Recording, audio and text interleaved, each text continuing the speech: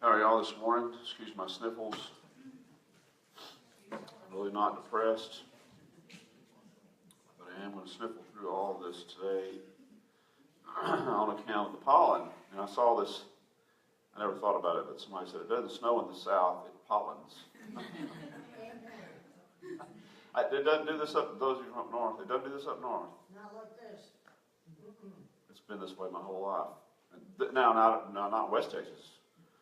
It dusted. Oh my, this time of year, you could, if you went outside, you could keep your mouth shut.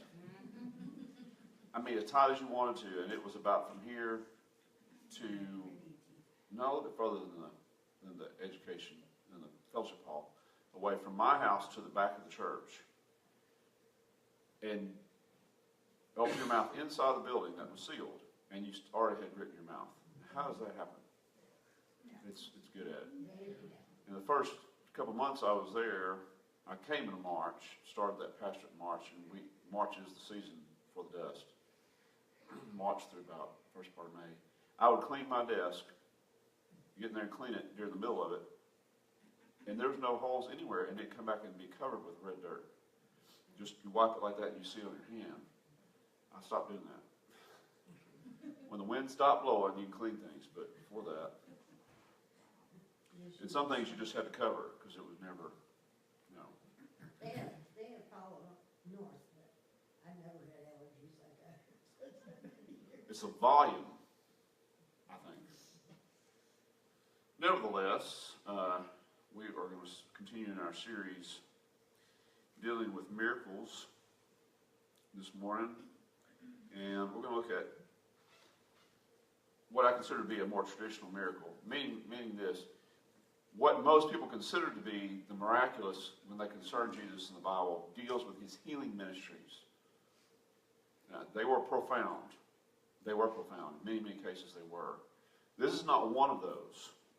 Many, many times, if you'll look at the situation, and this is, again, one of those, it was a private healing, meaning one person gets healed in a private situation. Even private, in many ways, to the individual who is being healed, meaning he doesn't even know who's healing him when it comes down to it. And what the purposes are in all of that. I would like to address several things that this passage also addresses. In the idea of healing and in the mainstream teaching about healing, and this is in the church in a large part, I hear it from believers, not just from your everyday person, but someone who's truly a faithful individual in the church. These two things. God requires my faithfulness and my believing in him in a constant manner for me to gain the healing or someone else to gain the healing that they need. Read that one more time.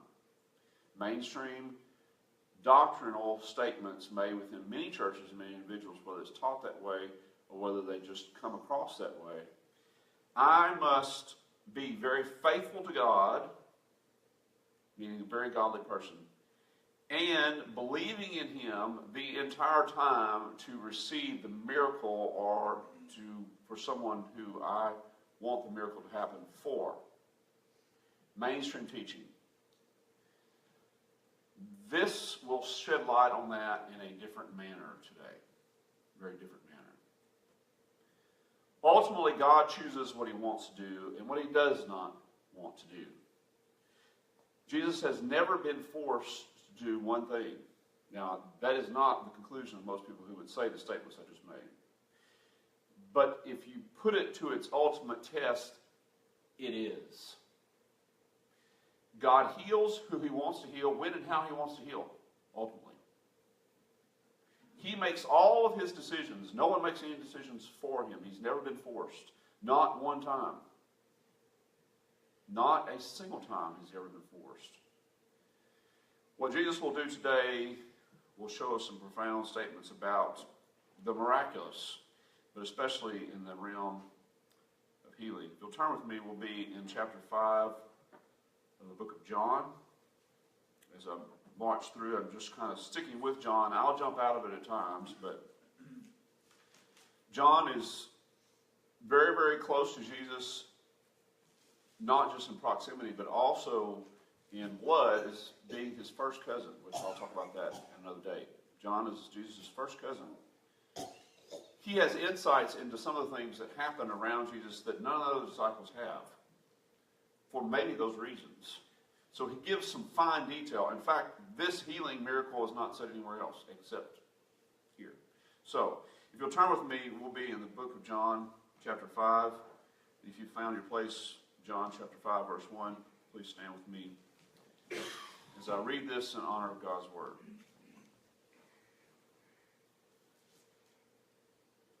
After these things, which is chapter 4, there was a feast of the Jews, and Jesus went up to Jerusalem. Now there in Jerusalem, by the sheep gate, a pool, which is called in Hebrew Bethesda, having 5 porticos. In these lay multitudes of those who were sick, blind, lame, and withered, waiting for the moving of the waters. For an angel of the Lord went down at certain seasons into the pool and stirred up the waters. Whoever then was first, after the stirring up the water, stepped in, was made well from whatever disease with which he was afflicted. A man was there also who had been ill 38 years. When Jesus saw him lying there and knew that he had already been a long time in that condition, he said to him, "Do you wish to get healed?" The sick man answered him, "Sir, I have no man to put me into the pool when the water is stirred, but while I'm coming, another steps down before me." Jesus said to him, "Get up, pick up your pallet and walk." Immediately the man became well and picked up his pallet and began to walk. Let's pray together.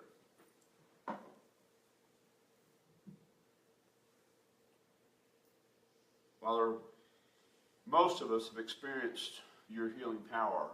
In fact, if it were not for you, there would be no healing of any kind, whether it be through the hands of a physician, through the aid of medication, or through just simply miraculous, unexplainable healing. Whoever has been healed and whoever will be healed on this earth is healed by your power, and we acknowledge that. Teach us today, God, about what it means and what is your goals in healing, Father. What does it take? What do I have to do to get the healing that I need or that someone else needs? What do I have to be? Where do I have to go? What kind of faith level do I have to have? I pray, God, that you speak to us through your word this morning. We pray these things in Jesus' name. Amen. The first thing that I would like to do is go back over what our goals were, God's goals in the miraculous, because I'd like to add one to that. Now, this is not going to be on your printed screen, but I will read them to you as soon as I find them. Here they are. God's ultimate goals. Bring glory to himself or to Christ. Ultimately, in any miraculous things that he ever does or ever will do, it's not ultimately for the miracle itself. Now, that is a goal. But with its end to be that, to bring glory to God and to Christ. We've already said that. To bring the individual or individuals to salvation, whether they don't know Christ, or to a deeper understanding of God, those who do know Christ. To convict mankind of the lack of the previous 2 items, whether they don't know God or understand God, or they need to have a relationship with him or a deeper relationship with him. To convict them of those things. And the one that I added this morning, seeing this, reveal the true hearts of those in the surrounding. God does the miraculous many times in Scripture. And you see how people actually think because of that. And we'll see that this morning. The first thing that I want to mention concerning this and the healing of God is that God knows the needs that we have. He knows. And I know that's nothing profound. But it is profound. Sometimes I'm in the midst of the struggles that I have, and I say, do you not, I've said these words to him, and I just like, gosh, dog, I should be dead. Do you actually know what's happening? Do you see this? Does this matter? I've said those words. Does this matter to you? Do you see this situation? Can you not change those things? Will you not change? Do you not care? I've said them. I've said them out loud. Not just in my head, not that it matters. But, I was bold enough to actually, yeah, you're wondering how crazy I am. I'm pretty crazy. He knows. The two that we were looked at. He went to the wedding at Cana, knowing full well what he was going to do there. Now, of course, Mary is prompting him on, but he knows what he's going to do and when and how he's going to do it. He purposed to go into Samaria to see this woman so that he could reveal to her the miraculous power that he has to know her heart and to not condemn her because of it. Miraculous power. He purposed to do those things. In the same way, he's purposing to heal this individual. It's not by chance. He knows. I want to drive this point home because of the things that I'm going to say next, which are not that much fun. He knows where I'm at and what matters to me and the situations that I'm in. Healing cannot just always be something that's physical. Sometimes it's mental. I need some mental healing for the way that I think about things, for the way of my understanding. If you can change that and I could have a better understanding about the situation, it would be a miracle, literally. He knows. He has always purposed. Now, at the very end of this passage, I did not read. I've left out a huge chunk of this because it goes through verse 17. I want to read verse 17. Look with me in verse 17 of this chapter. He had had conflict, the man had been healed, and Jesus makes this statement out of nowhere, but it's not out of nowhere. My Father is working until now, and I myself am working. He's always on the job. He's never off the job. He's never not knowing or on vacation or taking a hiatus or whatever the case may be. He's always concerned deeply about what we're doing and how we are. How we are physically. Now, like I said, 50 years old, I walked in the office this last week and said, oh, you're halfway there. So, no. I can't believe you said that. I'm not halfway there. I hope I'm 3/4 that way there. I don't want to be 100. Granny Joe said the same thing. Who wants to be 100? If you're in bad shape, let's go to heaven. Dadgummit, chunk this stuff. I'm not halfway there. I strangled his neck.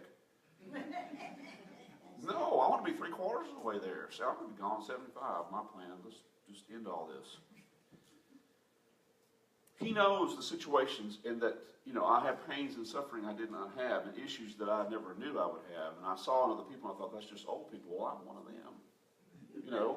You gain need for healing as you get older. The more and more you go down the road, you realize this stuff doesn't work like it used to. I did 62 hours plus hours this week at work. That's rough on a 50-year-old. I mean, I still do it, but it's like, I would have just kicked it in the head when I was 20 years old. No problem. 5 hours sleep, no big deal. Oh, it's a big deal. It's a huge deal. You go home and sit on the couch and try to talk to your wife, and 2 hours later you realize, I hadn't had much conversation. And it's no one's fault but my own. Because I can't do it. I need healing. I need healing and the ability to be able to sleep and to have that actually work, so that I'm rejuvenated the next day. God knows what I need. He knows what you need. Physically, He understands those things. But there's some purposeful things that this passage says that we need to address that are not so much fun, or at least they are new. Number 2, the level of your faith or my faith doesn't necessarily determine God's willingness or unwillingness, whichever direction you want to take that, to heal. Say that one more time. The level of your faith doesn't necessarily determine God's willingness or unwillingness to heal. Contrary to popular teaching within most churches, your faith, your faith, your faith, your faith. Now, I'm going to say this. Your faith matters. It's not matterless. It does matter. But this first healing, at least in the book of John, it matters very, very, very little. Let's look at the guy one more time. Look in verse 3. I'm sorry. Verse 1. After these things, there was a feast of the Jews. Jesus went up. No, back to verse 3. We'll be real down. Now there's Jerusalem by the sheep gate, a pool, which is called in Hebrew Bethesda, having 5 porticos. In these lay multitudes of those who were sick and blind and lame, waiting for the moving of the waters. For an angel of the Lord went and stirred up the waters. Whoever then was first, after the starting of the waters, stepped in, was made well from whatever disease in which he had afflicted. A man was there who had been sick or had been ill for 38 years. When Jesus saw him lying there and knew that he had already been in a long time in that condition, he said to him, "Do you wish to get well?" Yes, of course. The sick man answered, "Sir, I do not have a man to put me into the pool when the water is stirred up, but while I'm coming, another one steps down before me." Jesus said to him, "Get up your pallet, take up your pallet and walk." Immediately the man became well and picked up his pallet and began to walk.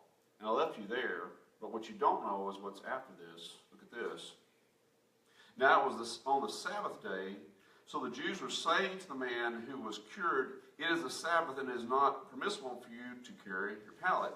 But he answered to them and said, "He who made me well was the one who said, 'Pick up your pallet and walk.'" So he knew who made him well. The problem is, he doesn't know who is. Who the guy is. Look at what it says. They asked him, verse 12, "Who was the man who said to you, 'Pick up your pallet and walk'?" But the man who was healed did not know who it was, for Jesus had slipped away while there was a crowd in that place. Afterward, Jesus found him in the temple and said to him, "Behold, you have become well. Do not sin anymore, so that nothing worse may happen to you." So the man went away and told the Jews that it was Jesus who had healed him.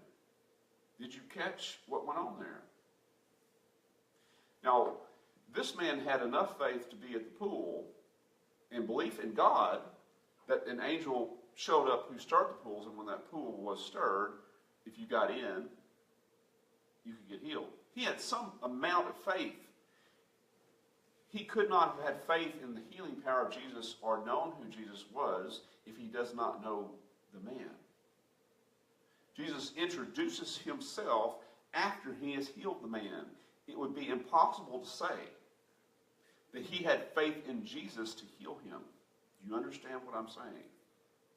If he has no idea who Jesus is, he just did what this dude met him at the pool said to do, and it happened to work. That's all that happened. He doesn't even know who Jesus is. It therefore is impossible for him to have the faith in Jesus that we would think necessary or sometimes taught in many churches. You have to have a believing faith, and you have to believe all the way through to the end, or you will not get your miracle. That is taught openly, to the extent that if someone who does not get their healing is told, "You did not have enough faith." Oh my word. Oh my word. Now, many places in Scripture, it is talked about them having faith. But you cannot make that exclusionary to every other place, especially right here, where he has no faith. He can't have faith in somebody he does not know. He is healed simply by the choice of God himself.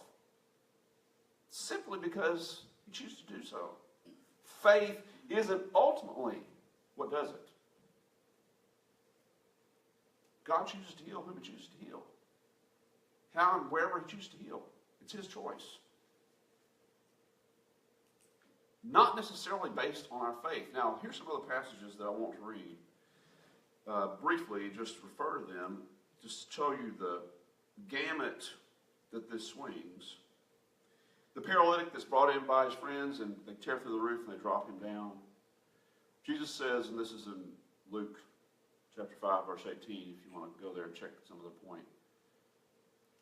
When he saw their faith, the word there,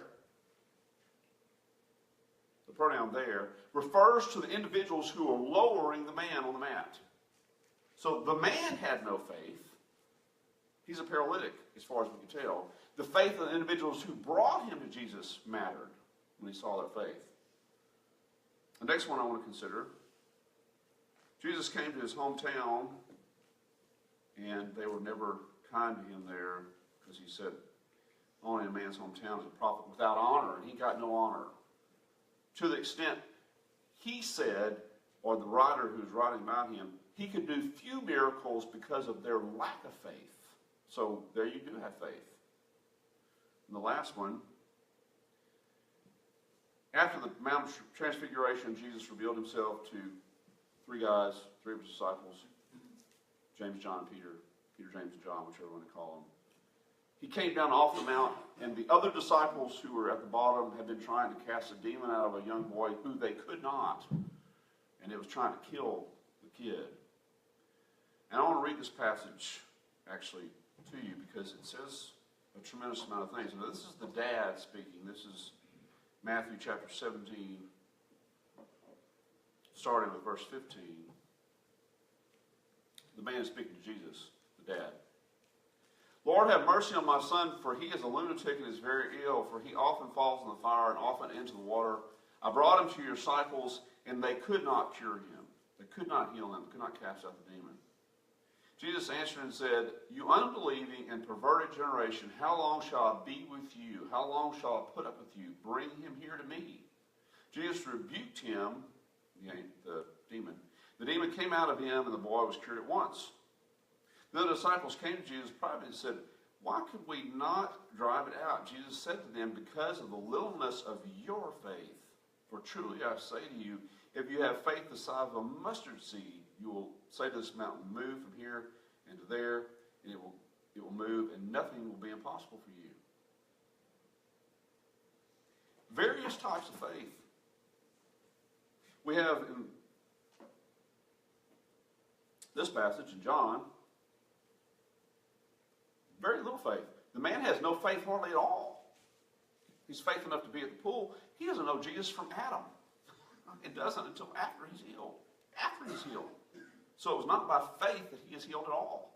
Not by believing that he's healed at all. And then in other places, it is the faith of the individual. They believe, and they are healed because of that. Jesus says that openly. Other places, the faith of the individuals who are caring for that person, in this case the dad, had faith. The disciples who are trying to heal the man do not. And it causes trouble. Faith is a part of it. But if someone can't have the faith, it doesn't mean that God is going to kick them out. That is my point. The amount of faith and the amount of your believing, because this has been told to me, at any point during your process of wanting your healing, if you stop believing and you have a drop in your faith, God is just going to kick you out. Literally, that's what I was told. I'm like, you're going to have to put the scripture a bit closer. If God depends upon my faith to do anything for me, I am messed up. I'm in bad shape. Because it goes like this. You know, and there's some places like this, and there's places like this, and there's all kinds of places. My faith is not there. Do I need healing? Do I receive healing all the time? Yes, I do. Yes, I do. But my point was, God ultimately chooses. God's the one who makes the choice, not me. He makes the decisions out there. He chooses to heal whom he chooses to heal. Look at the situation one more time. He goes into this pool. Now, I have a picture I want to show so we have an idea of where this is. If you were looking at this, it would be, if you're looking from the Mount of Olives toward Jerusalem, and this is a recreation of what it would look like in Jesus' time, not what it looks like today. The Temple Mount is the Dome of the Rock, the big raised platform on the eastern side of Jerusalem. That is still there, without the wall. The little edge of the building, on the edge of the picture, is the temple ground itself. Those are not there any longer. To the north of that is houses and all kinds of stuff that you can't determine where this pool is. You see where it says Bethesda. It was a two-tiered pool. And you have this little pool of Israel to the side of that. Both of those pools, and the pool of Siloam is another one right outside of the Temple Mount. Every last male, under certain situations, to be ritually clean, had to go to these waters to immerse themselves. It's called a mikvah. You put yourself all the way into the water, or someone else did it for you. It's the original idea of baptism came from the mikvah. You're washed to be clean, spiritually and ceremonially. Jesus took that and made it what baptism is today. So these things were packed with people all the time. All the time. In this case, because of the spiritual things that happened there, this angel came down and stirred the waters. It was a hot spot. You wanted to be there so that you were the first one getting in. The problem with that is everyone's trying to get in this water to be immersed because of all the ritual stuff they had to do, because that's the only place you could do it before you could actually go to the temple and do sacrifices. So the pool of Israel, the pool of Bethesda, the pool of Siloam are servicing, 100,000 people at different times. And certainly during a feast time, which is what it said in verse 1, whatever feast it was, you have a whole lot of people in Jerusalem. It was about a town of about 6,000 or 7,000, so a little bit bigger than, on a natural basis, the size of Livingston, but would swell to the size of Bryan College Station, as far as population is concerned. All these people trying to go through their ceremonies to sacrifice, to get atonement for their sins, to ritually wash, are going to be in these areas. They're flocking to them. Besides the fact it's being stirred, all these folks are lined up there to get the healing that they want. So there's people everywhere who need healing. Yet, only one guy gets healed every time the water is stirred, or gal. And even in this healing, in chapter 5, only this man gets healed. That can be disturbing. All these people need healing, and yet Jesus chooses to heal only one of them. The other side of the faith and believing God for your miracle is the intent. Now, it's never said out loud, but I feel the intent. As long as I'm believing, as long as I'm having faith in God, He must. As soon as you use that verb, you're in trouble. There's no must to Him. He chooses. Out of all the crowd, He chooses a guy who does not even know Him. Now, the others, who knows if they knew Him or not? God doesn't know him. And heals him before he ever knows him. It's very strange. It throws the whole idea into confusion until you realize God chooses. God gets to make his choices the way he wants to make his choices. That doesn't mean that I'm asking for healing, that I don't get healing. It means God gets to choose. I can't force him to do one blessed thing. The next thing, which I've already said, God isn't going to heal everyone here. Not everyone gets healing. Physical healing, at least. You've had individuals in your life who you knew, you put it in every church you could possibly get, and I'm all for it. I had a daughter who had cancer. I understand that. I wanted her healing. And she got it. But when it came down to me, on the night she was put into ICU at Texas Children's, and she was very, very bad. I didn't realize how bad, and I'm glad I didn't know at the time, because I would have been much worse off. Went up to her physician. She had a 2.9 hemoglobin level, and below 4, you're normally not conscious and normally about to die. Below 4, and she was 2.9. And they said, we can't put blood in her quickly because her body is so used to not having red blood cells that it would be traumatic for her to have them. I'm like, what? It's like, you don't understand. This is such a touch-and-go situation. We have to be really, really super careful, and she has to be in ICU and all that. And so I'm like, all right, God, let's have it. Break out the healing. I need to know if she's going to be okay or not. I need to know that right now. He said, do you trust me? That's all he said. Are you going to trust me? Did not say whether he would heal her or not. Are you going to trust me in the situation and hold on to the situation regardless of how it comes out? And I'm like, I do not like that statement at all, especially concerning my 3-year-old daughter. I do not like that. But that's the only answer I can get from him. And so finally I said, okay, I'm going to trust you either way. Because I felt like, and if I can hold on to this thing, then it's my decision whether or not she lives or dies. As stupid as that may sound, like I had some kind of power. But that's where we go. If I can make God do, if I could have a list of things that I can check off, and therefore God has to. I have enough faith, I believe long enough, I believe hard enough, he has to. There's no has to. There's no has to. He isn't ultimately going to heal everyone. He isn't. He went into the pool knowing exactly who he was going to heal and why he's going to heal him. And he healed him, regardless of the man's faith.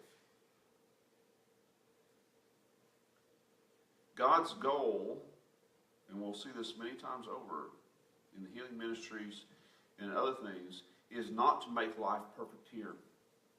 It's not. It's to bring revelation of who he is, bring people closer to himself. And the last one, which I mentioned just a little while ago, and that is to disturb the belief of some others, to reveal the intent of those that are around him, the last point. When you have received healing, you've seen healing in other people, you know God has healed you personally, or those who are around you. You're going to have friends, I put that in quotes, who are going to say, I don't believe that. That's ridiculous. That is stupid. The other side of the coin are those who believe God is not miraculous. God does not do powerful things like that. That is ridiculous. It is by medicine, it is by knowledge, it is by, they list all kinds of things. Don't bother with those who can't see what God has done for you. Don't bother with them. If you present it and say, God has healed me, and I know God has healed me, you're the only one that really matters for that. God did it for you so that you would have strength. Now, if others believe, then yes, it works great for them too. But in this case, it doesn't mention anyone else believing. In fact, those he goes to, who are the religious, have other intents. Look at what it says in verse 10. So the Jews. Now, when it says that, it does not mean all Jewish people, because everyone there is Jewish. It means the religious Jews were saying to the man who was cured, it is the Sabbath, and it is not permissible for you to carry your pallet. Regardless of the fact that God healed you, the fact that you picked up your pallet and walked, even though God is the one who told you to do that, which they don't understand, neither does the man who picked up his pallet and walked understand, but nevertheless, it's still the truth. God's the one who told you to pick up the pallet and walk. God is out of line. Don't miss that. Because that is their view the entire time. God is the one who has misstepped, and this is why. On the Sabbath commandment alone, remember the Sabbath day, keep it holy. All the other days of the week you can work, and on the Sabbath you should have a day of rest. That's the commandment. They had 39 different rules about how you're supposed to keep that. And when you look at it, it's actually a legal treatise as to how to get around the command. They were lawyers. When you deal with lawyers, they figure out ways to get around the law, not necessarily how the loopholes. And so they put in the different loopholes. And what it comes down to when you look at the 39 and you keep the 39, it allows you to break the Sabbath legally. It said it was number 39, but I don't know if it was actually the exact 39, but this was on the books. It was illegal to carry your bedding in your house, outside of your house, any place on the Sabbath. So they're not just saying something that wasn't on the books. It was on the books. You cannot carry your bedding. Now, how nitpicky can you be if you know all those tiny little minutia rules? Very. Very, very, very. You cannot carry your bedding anywhere in your house, and it was always a roll. This man didn't just have a roll different from anybody else. It would have been the same if he was in a house. You had a bed roll, you rolled out, and you rolled up your bed at nighttime. You could not pick the thing up and move it to another room or out of the way. It had to be where you left it. That was their point, so that you didn't do work on that day. Stupid, but nevertheless. Regardless of the fact that he got healed, you can't do number 39 on the list, which is carry your pallet. How fun they are.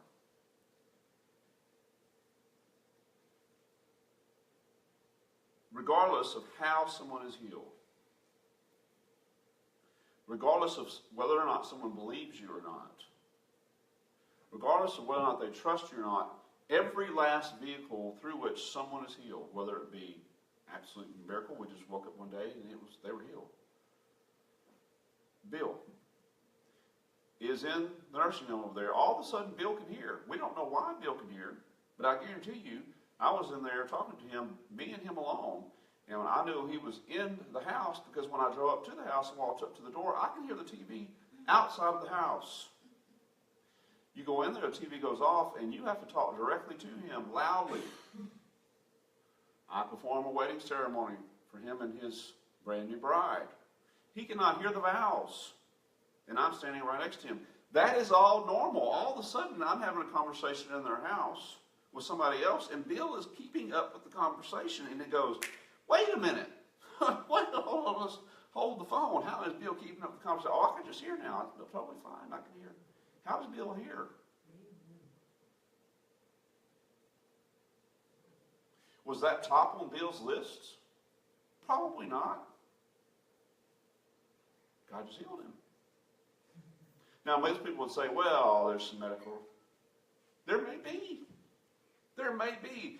But every last healing that has ever happened has been by God's hand, whether it's medicine or just we can't explain it. So if someone tells you you don't know that God heals or can heal, I don't believe that God heals. He heals all day long, all over the place. All the time. The vehicle may be different. As it is here, it may be in the absence of faith. But he's still the one who heals. He's seeking them to say, hey, you healed me. That's the whole point. That's the whole point. And everyone that's at this pool doesn't know, but this one guy knows. He doesn't know who he is. Jesus comes to us and says a very interesting statement. Now look at this. Verse 14. Behold, you have become well, speaking to the man. Do not sin anymore, so that nothing worse may happen to you. Meaning, how he got there was by his own lifestyle. However that went, I don't know. What lameness meant, I don't know. But it was sin that put him there. It was sin that put him there. Jesus reveals, I don't just here to heal you. You need to know that the problem is, and that's the truth for every one of us, sin. Sin is what's caused the issue. Sin is what's caused this problem. Don't do that no more. Get out of that. Stop that. Or it could get worse. The whole goal is for him to teach this man, that's what got you in there. Don't go back there. Period. I'm the one who can do that. And I'm the one who can point that out. Don't go back there. If anything, the goals of God is to show that within ourselves. And we said that was one of the things. To bring them into a closer relationship with him. The man doesn't know him. He begins a relationship with Christ. And he understands how to maintain a right relationship with God. And that is by doing away with sin. Who knew? That's the point. That's the point. Not all these other people to get healed. Not for the Pharisees who are never going to believe in him to believe that he actually can do it or not do it. He doesn't care about them. They're going to do what they're going to do. It's for this one man who has been like this for 38 years to get the request that he has had all that time. What are the goals of God?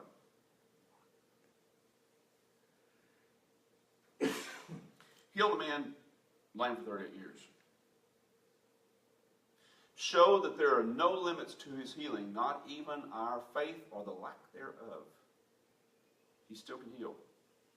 My amount of faith and belief in him does not stop him from being able to heal me or someone else. Now, it is best that we have faith and believe. That is the rest of the Scripture. But it is not exclusive. It is not. to disturb the status quo concerning God and His commandments. All the time he does this. This isn't the first time, and it's not the last time. He'll live by the commandments exactly the way he told them to Moses on Mount Sinai. I don't know. He can make those decisions himself. When people violate that, he just says, no, I'm sorry, that's not the way it goes. And leads others to follow him. He disturbs their status quo so that they have a thought, hey, something's wrong here, possibly. They never really come around, though. Shows that physical healing isn't the ultimate goal. If physical healing was the ultimate goal, he should have walked into the pool of Bethesda and just laid them out.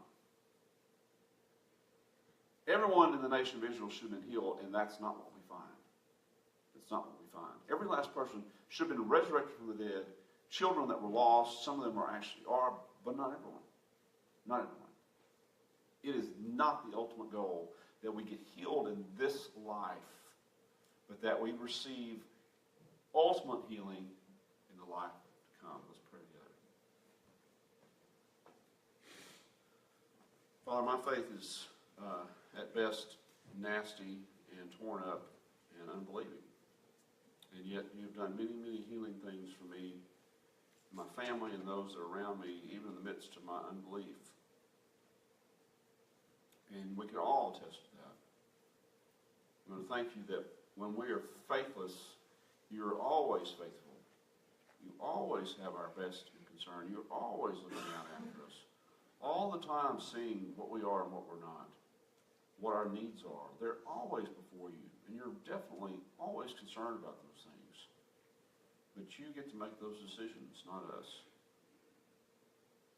God, we cling to this life and the betterment of this life, and we believe that you're for that to a certain extent, but it's not your ultimate goal.